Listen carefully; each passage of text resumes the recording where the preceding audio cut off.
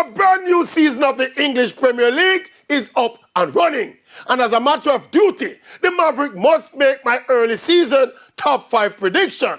But let me say this though, the window is not yet closed, so teams are still adding pieces. But given what we already know and seeing what we've already seen, the Maverick will still unveil to the world my top 5 finishers for the EPL season coming up. And so, finishing in 5th place with too much deficit to make up will be the Blues of London, Chelsea.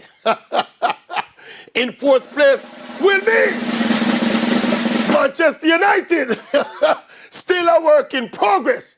In 3rd place will be my team Liverpool, still not doing enough in the market to seriously contend for the title. And as you might suspect, the top 2 status quo will remain.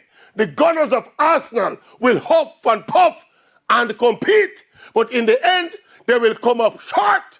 And so, to take more points from more teams in the EPL this season and to win their 6th EPL title in 7 seasons, the EPL champions of 2023 will be the expansively and expensively assembled Manchester City.